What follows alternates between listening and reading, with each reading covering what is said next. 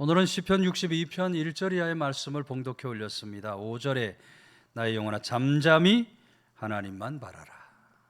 지난주 예수를 바라보자 하는 말씀에 이어서 오늘 구약의 말씀은 하나님만 바라보아야 한다. 이 다윗이 적고 있는 고백과 같은 이 시편의 이야기는 우리가 왜 잠잠히 하나님을 바라보며 살아야 하는가, 그 분명한 몇 가지 이유를 말씀해 주고 있는 것을 보게 됩니다. 1절 말씀 보면 나의 영혼이 잠잠히 하나님만 바라며 나의 구원이 그에게서 나오는도다. 다윗이 하나님만 잠잠히 바라보는 그 이유는 하나님은 바로 구원의 하나님이시기 때문에 나는 하나님만 바라보고 살겠다. 여기 나의 구원이라 하는 말 히브리어로 에쉬아티라는 말인데 문자적인 뜻을 풀면 도움, 승리, 번성 이런 의미를 가지고 있는 말이에요. 그러니까 오늘 본문의 다윗은 이렇게 무자비하게 공격해오는 이 대적들, 원수들로부터 목숨만 구원받는 것이 아니라, 목숨만 건져 구원받는 것이 아니라 종래 승리도 하고 번성하기도 하는 하나님의 축복을 받아 누리게 될 것이다. 그런 믿음의 확신을 하고 있는 것을 우리가 말씀을 통해 보게 되는 겁니다. 절체절명의 그런 위기 상황 가운데서 다윗은 오직 자신을 구원해 주실, 그리고 자신을 높은 곳에 세워주실 하나님만 바라보고 있었다. 여러분, 우리 믿음의 사람들도 본문의 다윗과 같이 하나님만이 우리의 구원자가 되신다, 하나님만이 나의 구원이 되신다, 분명한 믿음을 가질 수 있어야 합니다. 여러분, 믿음이라고 하는 것은 절대적인 것입니다. 믿음은 절대로 나뉘어질 수 있는 것이 아니에요. 하나님도 믿고 세상도 믿고, 하나님도 믿고 재물도 믿고 나뉘어질 수 있는 것이 아니에요. 믿음은 절대적인 것이에요. 이 세상을 주관하시고 다스리시는 하나님만이 오직 우리의 믿음의 대상이 되신다. 하나님만이 유일한 절대자가 되신다. 그렇기 때문에 우리는 그 하나님만 우리의 구원자이심을 믿고 오직 하나님만 바라보고 사는 그런 성도들이 반드시 될 수 있어야 한다. 여러분, 3절 4절 말씀 보면 넘어지는 담과 흔들리는 울타리같이 사람을 죽이려고 너희가 일제히 공격하기를 언제까지 하니? 그들이 그를 그의 높은 자리에서 떨어뜨리기만 꾀하고 거짓을 즐겨하니 입으로는 축복이요 속으로는 저주로다. 무슨 말씀입니까? 여러분, 다윗을 죽이려고 하는 사람들이 이렇게 많았다 이 말이에요. 대적 원수들이 이렇게 많았다. 다윗의 생애를 보면 다윗의 삶 속에 큰 위기가 두 가지로 나타나는 것을 우리가 봅니다. 하나는 사울 왕에게 쫓길 때예요. 다윗을 자신의 정적이라고 생각했던 사울 왕이 이 다윗을 죽이기 위해서 정말 혈안이 됩니다. 다윗을 잡아 죽이려고 때로는 3,000명의 군대를 이끌고 다윗이 숨어 있다고 하는 엔게디 광야를 급습하기도 합니다. 다윗이 십광야에 있을 때에도 그곳에 많은 군대를 이끌고 와서 다윗을 찾아 헤매는 거예요. 다윗을 도왔다는 이유로 제사장 85명을 비롯해서 놋 땅의 모든 백성들을 처참하게 쳐서 죽이는 그런 끔찍한 일을 저지르기도 합니다. 그런데 그런 위기 상황 속에서 다윗이 건져 구원함을 받을 수 있었던 이유는 오늘 말씀처럼 다윗은 잠잠히 하나님의 구원만 바라보았다. 하나님만 바라보았기 때문에. 다윗에게 찾아온 또 다른 위기는 아들 압살롬의 반역이죠. 가장 믿었던 아들인데 아들 압살롬이 반역을 합니다. 압살롬이 반역을 하니까 대부분 이스라엘 백성들의 마음이 다윗에게서 떠나서 압살롬으로 마음이 향하는 거예요. 다윗은 왕궁에서 쫓겨나죠. 아들에게 쫓겨나서 요단강 건너편으로 도망 다니며 그 광야 사막을 유리하며 처참한 삶을 살아가요. 나중에 압살롬이 전사를 했다 하는 이야기를 듣고 다윗이 다시 왕궁으로 돌아올 수 있게 되었지만, 그 아들의 반역으로 왕궁에서 쫓겨났던 다윗 마음의 그 아픔, 그 고통은 말로 다 할 수가 없어요. 그동안 자신을 따르던 백성들, 자신에게 충성했던 신하들이 자신을 다 배신하고 압살롬 편에 서서 자신을 죽이려고 할 때 다윗의 마음이 어떠했겠습니까? 참담한 그런 고통의 삶을 지냈을 겁니다. 이제 그렇게 볼 때 여러분, 오늘 본문을 적고 있는 이 다윗의 시편은 사울의 압제를 피해 도망 다닐 때보다는 아들 압살롬의 반역으로 힘들었을 때 지었던 시가 아닐까, 이렇게 신학자들이 추측을 합니다. 왜냐하면 본문 4절에 높은 자리에서 떨어뜨리기만 꾀하고 하는 말씀이 나오는데, 여기 높은 자리라고 하는 말이 다윗의 왕위를 가르치는 말이죠. 악인들이 다윗을 왕의 자리에서 밀어 떨어뜨리고 왕을 물리치게 하기 위해서 그렇게 온갖 악을 저지르고 있는 저들의 모습을 오늘 본문을 통해 고발을 하고 있는 거예요. 그러니 이 압살롬의 반역을 피해 도망했던 때의 지은 시가 아닐까 하는 겁니다. 여러분, 그런 상황 속에서 오늘 본문에 다윗이 시를 지어 노래를 불렀다. 지금 아들 압살롬에게 쫓겨서 광야 사막을 유리하면서 여러분, 어떻게 그런 상황 속에서도 이렇게 시를 지어서 노래를 부를 수 있습니까?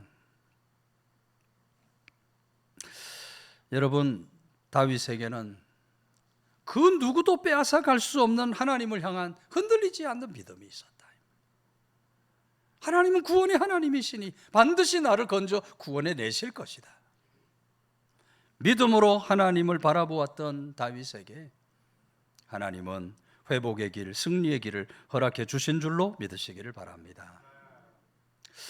여러분, 오늘 우리들도 어지럽고 악한 세상, 어렵고 힘든 세상을 지나가고 있는데, 언제나 우리를 건져 구원해 주시는 이 하나님을 잠잠히 바라보며 살아가는 그런 귀한 믿음의 사람들이 다 되어야 할 줄로 믿으시기를 바랍니다.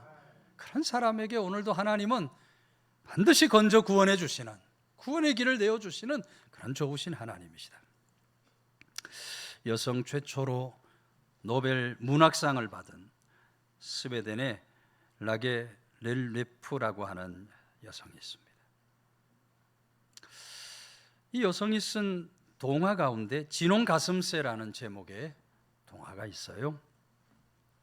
옛날 하나님께서 천지를 창조하실 때 잿빛 털을 가진 새를 하나 만드시고 그 새의 이름을 진홍 가슴새다 이렇게 붙여주시는 겁니다. 새가 물어요.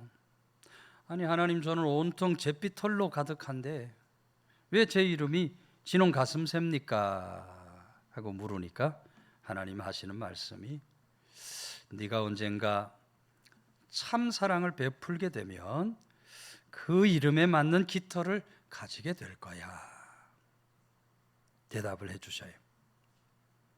오랜 세월이 지났어요. 어떤 진홍 가슴새 둥지에가 있던 언덕에 십자가가 세워집니다. 근데 그 십자가에 어떤 분이 매달려 죽은 거예요. 호기심이 생긴 진홍 가슴새가 두려움에 떨면서 그분에게로 날아갑니다. 가까이 가보니 그분 이마에 가시관이 쓰여져 있어요. 누구예요? 예수님이에요. 가시관이 쓰여져 있어요. 너무너무 불쌍한 마음에 이 새가 그분의 이마에 있는 가시를 작은 부리로 하나씩 뽑아 드리는 겁니다. 그런데 그 가시 작은 부리로 하나씩 뽑을 때마다 그 이마에서 피가 솟구쳐서 새가 온통 피투성이가 되는 겁니다. 그렇게 지칠 때까지 가시를 다 뽑고 둥지로 돌아왔는데 이상하게도 몸에 묻은 피가 잘 지워지질 않는 거예요. 결국 이 목덜미와 가슴에 선명한 피자국이 남게 돼요. 더 이상한 것은 몸에 묻은 피가 잘 지워지지 않을 뿐만 아니라 그때부터 태어나는 그 새끼 새들의 몸에 그렇게 진홍색의 빨간색의 털이 생기게 되는 거예요. 이 진홍 가슴새라고 하는 동화의 이야기를 통해서 이 작가는 여러분 이 진홍 가슴새는 바로 구원받은 성도를 상징한다고 이야기를 합니다.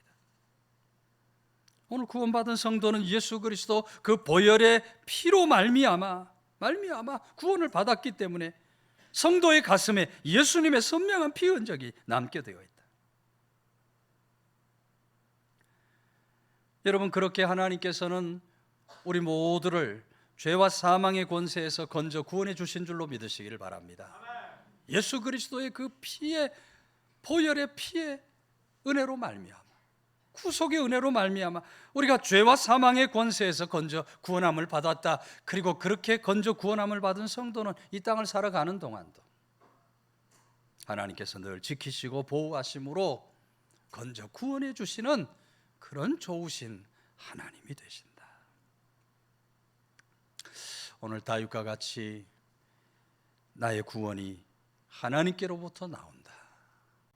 흔들리지 않는 믿음으로 잠잠히 하나님만 바라며 살아가는 귀한 성도들이 다 되시기를 주의 이름으로 축원해 드립니다. 5절 말씀은 나의 영혼아 잠잠히 하나님만 바라라. 물은 나의 소망이 그로부터 나오는도다 그랬어요. 이 소망이라고 하는 말도 티그와티라는 말인데 기다린다, 참다 하는 말인 동시에 밧줄로 묶다라는 의미도 가지고 있는 말입니다. 소망이라는 말은 기다리다, 참다, 밧줄로 묶다예요.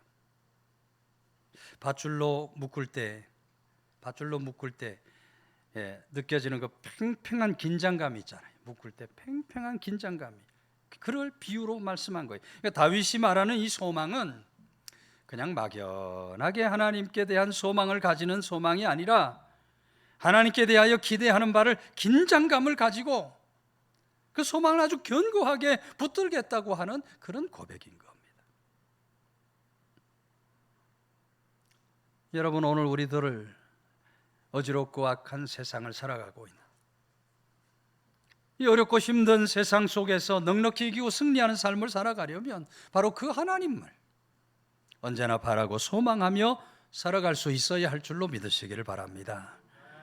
지금 수많은 대적들은 다윗으로 하여금 절망에 빠지게 함으로 하나님 의지하는 소망을 꺾으려고 했어요. 다윗의 소망이 꺾이지 않으면 다윗을 꺾을 수 없기 때문에 그래요. 그런 상황에서도 다윗이 넉넉히 이기고 승리할 수 있었던 것은 끝까지 그 소망을 꺾지 않았다. 소망의 하나님을 바라보았다. 오늘도 마귀 사탄은 하나님을 바라보는 소망을 꺾으려고 우리에게 달려드는 거예요. 여러분 우리가 다윗과 같이 승리하려면 소망이 꺾이지 말아야 합니다. 하나님을 바라보는 소망을 끝까지 변치 않고 하나님을 바라보고 소망하며 사는 사람 넉넉히 이기고 승리하는 믿음 세상을 주실 줄로 믿으시기를 바랍니다. 스코틀랜드의 종교개혁자인 존 낙스가 세상을 떠날 때가 되었어요. 저빙글리와 칼빈과 존 낙스, 당연히 루터는 종교개혁의 선두주자고요. 종교개혁을 했던 사람들인데 존 낙스가 세상을 떠나는데 마지막 임종의 순간인데 같이 종교개혁을 했던 그 동지들이 와서 존 낙스에게 물어요. 소망이 있습니까? 소망이 있습니까? 하고 물어요. 그 질문은 여러 가지 의미를 담고 있는 질문이에요. 영생에 대한 소망이 있습니까? 종교개혁에 대한 소망이 있습니까? 스코틀랜드 미래의 소망이 있습니까? 이런 의미들을 다 담고 있는 물음이에요. 당시 정치 지도자들, 종교 지도자들 정말 말할 수 없는 핍박과 박해를 가합니다. 종교 개혁자들에게 말할 수 없는 핍박 박해를 가해요. 그런 가운데서도 종교개혁을 끝까지 이루어내려고 했던 존 낙스입니다. 존 낙스가 설교를 하면 그 목소리가 얼마나 우렁찼던지 설교할 때 나무 둥지가 다 흔들릴 것 같다 할 정도로 정말 우렁찬 목소리로 하나님 말씀을 전했던, 종교개혁을 단행했던 존 낙스입니다. 그런데 그런 낙스도 세상을 떠날 때 힘이 없는 거예요. 한마디의 말도 하기 어려울 정도로 기력이 다 쇠했어요. 그런데 동지들이 와서 소망이 있습니까? 하는 질문에 존 낙스가 숨을 거두며 말을 하지는 못하고 손가락을 하늘을 향해 이렇게 가르치는 겁니다. 손가락을 하늘을 향해서 이렇게 가르친 것은 있다. 저 하늘에 계신 하나님이 하실 것이다. 하나님께 소망을 두라. 그런 마지막 메시지를 남기고 세상을 떠난 거예요.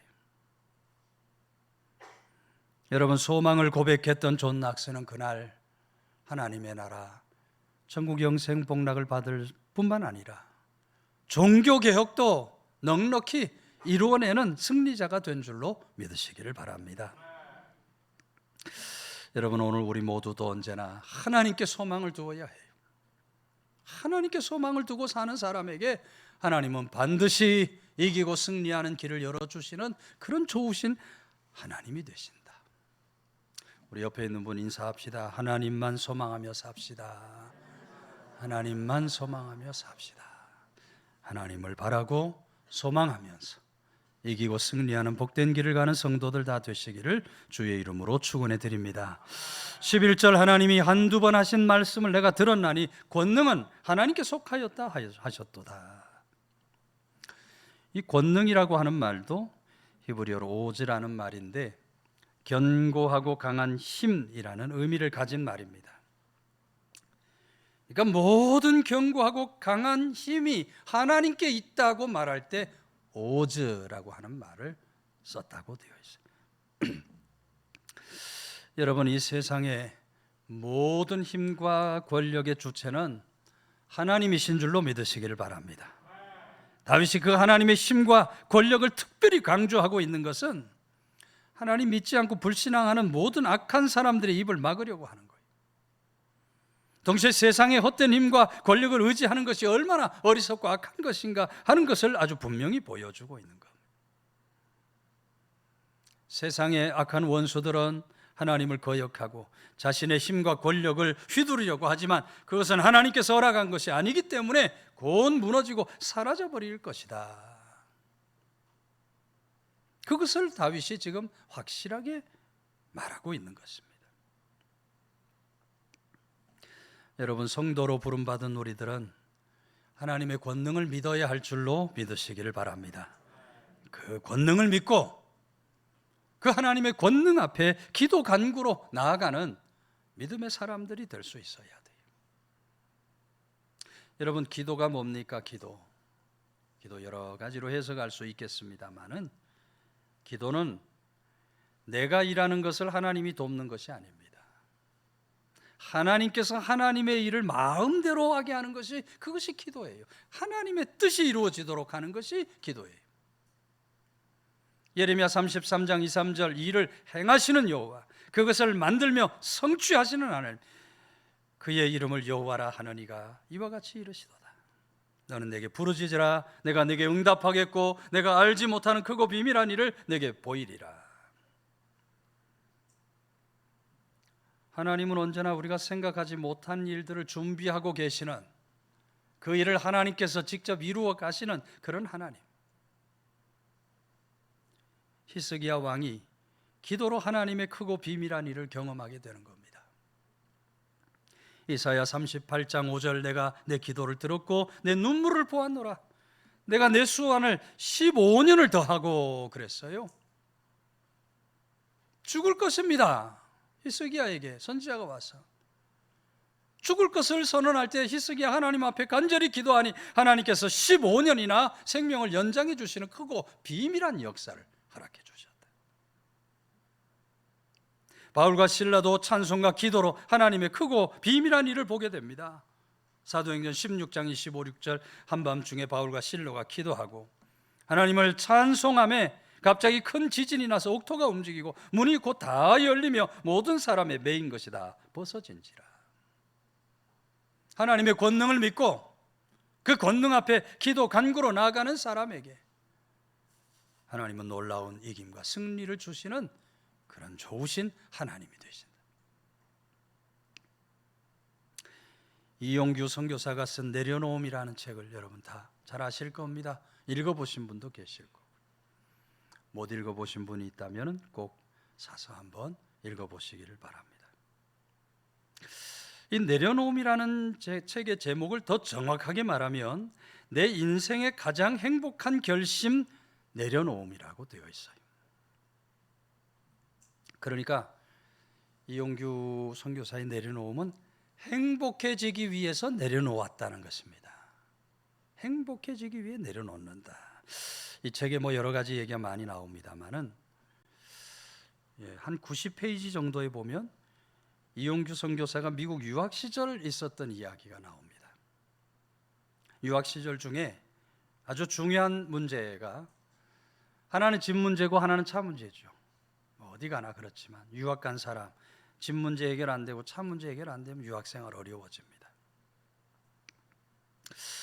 싸고 좋은 집이 있어서 계약을 하려고 하는데 기도한 대로 잘 되지를 않아서 하나님 앞에 섭섭한 마음이 생기는 거예요.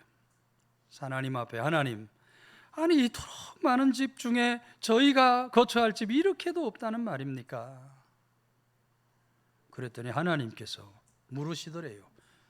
왜 집이 없다고 하느냐? 너는 왜 하필 그 아파트만 고집하느냐? 하나님 방이 2개짜리여야 오가는 사람들 재워줄 수 있지 않겠습니까? 아니 하나님이 다시 물으세요. 그런데 왜 그 집이냐? 이용규 선교사가 불만 어린 목소리로 하나님 싸잖아요.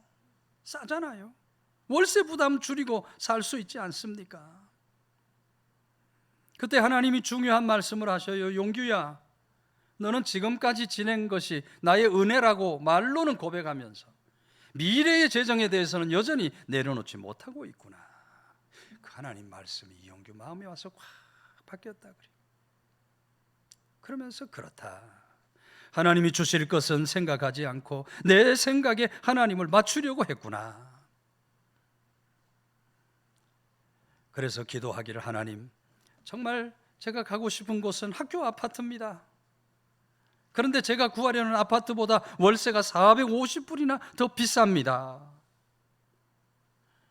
그렇게 기도를 마치고 새벽 기도 후에 학교 아파트 사무실로 찾아갔다 그래요. 9시 반에 문을 여는데 7시에 찾아간 겁니다. 많은 학생들이 왔는데 1등으로 도착을 했어요. 그리고 그렇게 어렵다던 아파트를 계약을 하게 되고 하나님은 그 아파트를 사용하게 하실 뿐만 아니라 월세도 다 책임져 주신 줄로 믿으시기를 바랍니다. 이 내려놓음이라는 책은 기도하는 사람이 볼 수 있는 하나님의 크고 비밀한 일들이 기록되어 있어서 베스트셀러가 되었어요. 여러분, 베스트 인생에는 기도함으로 하나님께서 일하시게 하는 경험들이 가득 나타나게 되어 있어요. 오늘 우리들은 기도하면서 내 생각, 내 뜻을 하나님께 맞추려고 하면 안 됩니다. 하나님의 뜻이 이루어 주옵소서. 언제나 하나님께서 일하시도록 하나님께서 크고 비밀한 일들을 이루어 가실 수 있도록 우리가 기도할 수 있어야 돼요. 오늘도 하나님은 우리들을 위하여 크고 비밀한 일들을 준비하고 계신다. 그 하나님의 권능을 우리가 믿음으로 바라보면서 잠잠히 하나님만 바라라. 권능의 하나님을 바라보며 하나님이 주시는 이김과 승리의 역사를 이루며 살아가는 영적 다윗들이 다 되시기를 주의 이름으로 축원해 드립니다.